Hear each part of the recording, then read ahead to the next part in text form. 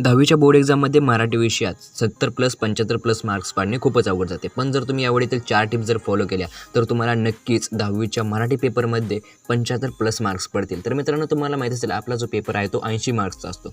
त्याचं मित्रांनो मी डिवायडेशन 40-40 मार्क्समध्ये केलेलं आहे. तर मित्रांनो, पहिले जे 40 मार्क्स आहेत ते पाठ्यपुस्तकावरती आधारित आणि दुसरे जे 40 मार्क्स आहेत ते व्याकरण आणि उपयोजित लेखनावरती आधारित आहेत. तर मित्रांनो, पहिले जे आपले 40 मार्क्स कव्हर करण्यासाठी तुम्हाला मित्रांनो गद्य आणि पद्य येतं. म्हणजे मित्रांनो, जे आपली पहिली ट्रिक येते ते म्हणजे उतारा आणि कवितेवरती. तुम्हाला मित्रांनो जास्त काही करायचं नाही. तुम्हाला जे मराठी पुस्तकातील सर्व धडे, सर्व कविता वाचून काढायचे आहेत. मित्रांनो, त्यात जास्त तुम्हाला वेळ खर्च करायचा नाही आहे. तुम्हाला जास्तीत जास्त 2 दिवस जातील. आणि मित्रांनो, स्वमत आणि रसग्रहण हे तुम्हाला फक्त पाहायचं आहे. बाकीचं मित्रांनो तुम्ही काहीच पाहू नका. तुम्हाला गद्य आणि पद्य विभागात मार्क इझिली पडून जातील मित्रांनो. फक्त स्वमत आणि रसग्रहणाची थोडीशी तयारी करा. मित्रांनो, आता जे आपली सेकंड ट्रिक येते ती म्हणजे मित्रांनो स्थूल वाचनावरती. मित्रांनो, आपल्याला स्थूल वाचन हा विभाग 6 मार्क्ससाठी आहे आणि ते 6 मार्क्स मिळवणे खूपच सोपे आहे. कारण मित्रांनो, मी त्यावरती एक ट्रिक बनवलेलं आहे. मित्रांनो, ही ट्रिक अशी आहे की आपल्या पाठ्यपुस्तकात जेवढे स्थूल वाचन आहे त्याचे जे स्वाध्याय आहेत त्यातील सर्व प्रश्न तुम्हाला परफेक्टली पाठ करायचे आहेत. त्याची उत्तर तुम्हाला परफेक्टली आली पाहिजेत.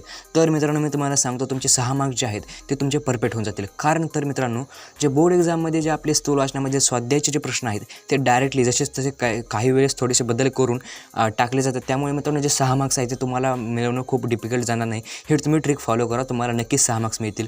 आता मित्रांनो, आपण जाऊया most important trick, most important topic म्हणजे व्याकरण. मित्रांनो, व्याकरणावरती मित्रांनो मी एक ट्रिक बनवलेली आहे. तुम्हाला काय करायचं आहे मित्रांनो, व्याकरणावरती मार्क्स मिळवणे खूपच अवघड जाते. मित्रांनो, तुम्हाला एक करायचं आहे ते म्हणजे मित्रांनो तुम्हाला प्रिव्हियस इयर्स क्वेश्चन पेपर्स पाहिजेत. म्हणजे तुम्हाला मागील वर्षाचे जे क्वेश्चन पेपर्स आहेत ते तुम्हाला चेकआउट करायचे आहेत. त्यात कोणत्या प्रकारचे व्याकरणावरती प्रश्न येतात हे तुम्हाला पाहायचं आहे. मित्रांनो, हे जर तुम्ही पाहिलं तर तुम्हाला मित्रांनो व्याकरणामध्ये मार्क्स मिळवणं खूप सोपं जाईल. आणि हो मित्रांनो, तुम्हाला जर बघायचं असेल तुम्हाला कोणते जे प्रश्न येतात व्याकरणावरती तर मित्रांनो डिस्क्रिप्शनमध्ये मी तुम्हाला लिहून दिलेलं आहे, ते तुम्ही एकदा चेकआउट करा.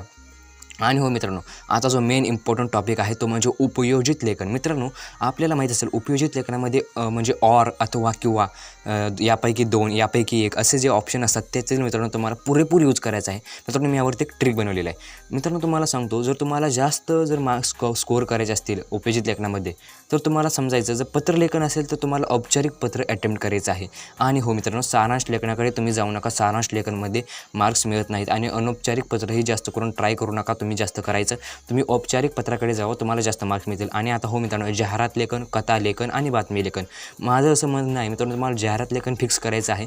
कथा लेखन आणि बातमी लेखनपैकी मित्रांनो जर कथेचे मुद्दे जर तुम्हाला सोपं वाटत असेल तर तुम्ही कथा लेखन अटेम्प्ट करा. आणि जर थोडेसे अवघड वाटत असेल तर तुम्ही डायरेक्टली बातमी लेखनाकडे जाऊ शकता. पण जास्त असं माझं म्हणणं आहे, जाहिरात लेखन आणि कथा लेखन तुम्ही अटेम्प्ट करा.